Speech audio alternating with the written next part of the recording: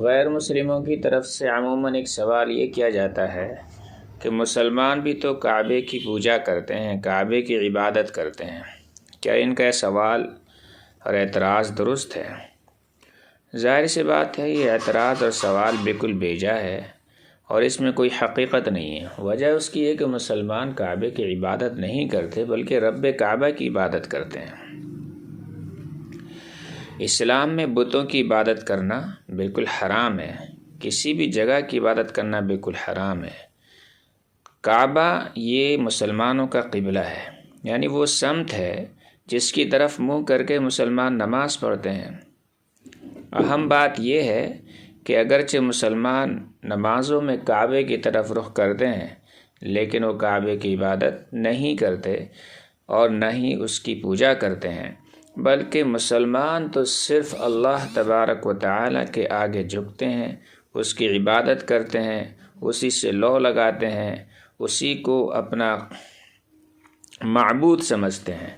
اللہ تعالیٰ نے قبلے کے بارے میں خود ارشاد فرمایا، قَدْ نَرَىٰ تَقَلُّبَ وَجْهِكَ فِي السَّمَاءِ فَلَنُوَلِّيَنَّكَ قِبْلَةً تَرْضَاهَا فَوَلِّ وَجْهَكَ شَطْرَ الْمَسْجِدِ الْحَرَامِ۔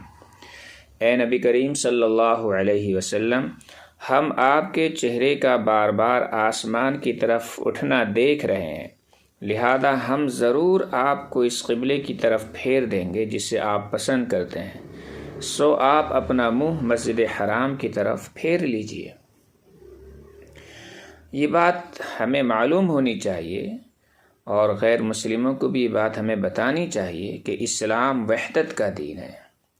چنانچہ مسلمانوں میں اتحاد اور اتفاق پیدا کرنے کے لیے اسلام نے ان کا ایک قبلہ متعین کیا ہے اور ان کو حکم دیا گیا ہے کہ وہ جہاں کہیں بھی ہوں نماز کے وقت کعبے کی طرف رخ کریں۔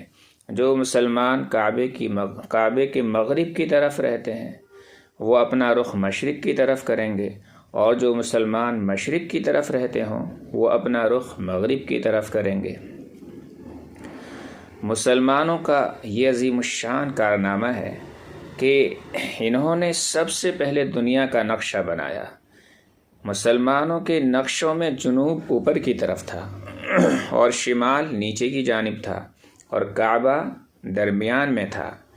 بعد میں مغربی نقشہ نگاروں نے جو نقشے بنائے ان میں شمال اوپر اور جنوب نیچے کی طرف دکھایا گیا، جیسا کہ آج کل دنیا کے نقشے بنائے جاتے ہیں۔ لیکن یہ اللہ کا شکر ہے کہ کعبہ دنیا کے نقشے کے تقریباً بیچ میں ہے، وسط میں ہے۔ جب مسلمان مکہ مکرمہ کی مسجد حرام میں جاتے ہیں وہ کعبے کے چاروں طرف چکر لگا کے طواف کرتے ہیں۔ ان کا یہ عمل واحد سچے معبود پر ایمان اور اس کی عبادت کی علامت ہے۔ جیسے ہر دائرے کا ایک ہی مرکز ہوتا ہے، اسی طرح اللہ تعالیٰ بھی ایک ہے جو عبادت کے لائق ہے، اس کے سوا کوئی عبادت کے لائق نہیں ہے۔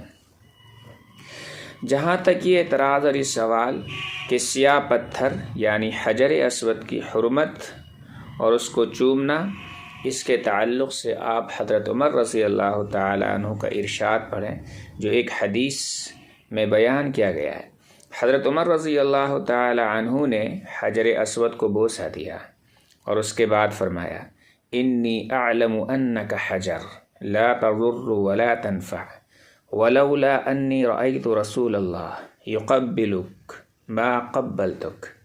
میں یقیناً جانتا ہوں کہ تو ایک پتھر ہے، نہ تو کوئی فائدہ پہنچا سکتا ہے نہ نقصان پہنچا سکتا ہے۔ اگر میں نے نبی کریم صلی اللہ علیہ وسلم کو تجھے چومتے ہوئے بوسہ دیتے ہوئے نہ دیکھا ہوتا تو میں تجھے کبھی نہ چومتا، میں تجھے کبھی نہ بوسہ دیتا۔ ایک بات اور بھی یاد رکھنی چاہیے کہ نبی کریم صلی اللہ علیہ وسلم کے دور مبارک میں لوگ کعبے کی چھت کے اوپر کھڑے ہو کر اذان دیتے تھے۔ تو اب جو لوگ یہ اعتراض کرتے ہیں کہ مسلمان کعبے کو پوجتے ہیں، اس کی عبادت کرتے ہیں، اس کی پرستش کرتے ہیں، تو بھلا کون سا بتوں کو پوجنے والا اس بت کے اوپر کھڑا ہوتا ہے جس کی وہ پوجا کرتا ہے؟ یہ بات نہ عقل میں آتی ہے نہ سمجھ میں آتی ہے۔ تو اسلام میں پوجنے کا، پرستش کرنے کا، عبادت کرنے کا تصور صرف ذات باری تعالیٰ کے لیے ہے، اللہ تبارک و تعالیٰ کے لیے ہے۔ حجر، شجر، شخصیات اور استھان کی پوجا کا تصور اسلام میں نہیں پایا جاتا۔ اسلام نے تو ایسی جگہ پر بھی عبادت سے روک دیا ہے جہاں اللہ تعالیٰ کے علاوہ کسی اور کی عبادت کا شبہ پیدا ہو سکتا ہو۔ مثلا اسلام میں قبرستان میں نماز ادا کرنا جائز نہیں ہے، یا ایسی جگہ عبادت کرنا جہاں غیر اللہ کی عبادت کی جاتی ہو منع ہے۔ تاریخ شاہد ہے کہ کسی دور میں کوئی ایک مثال بھی نہیں ملتی کہ مسلمانوں نے کسی مکان یا عمارت کی عبادت کی ہو۔ اسلام میں اگر اللہ تعالیٰ کے علاوہ کسی اور کی عبادت کا تصور ہوتا تو محمد صلی اللہ علیہ وسلم اس لائق تھے کہ آپ کی قبر کو قبلہ بنایا جاتا اور اس کی عبادت کی جاتی، لیکن آپ صلی اللہ علیہ وسلم نے اس سے سختی سے منع کر دیا۔ اسی طرح نبی کریم صلی اللہ علیہ وسلم نے فرمایا کہ اللہ تعالیٰ کے سوا کسی اور کو سجدہ جائز ہوتا تو میں عورت کو حکم دیتا کہ وہ اپنے خاوند شوہر کو سجدہ کرے۔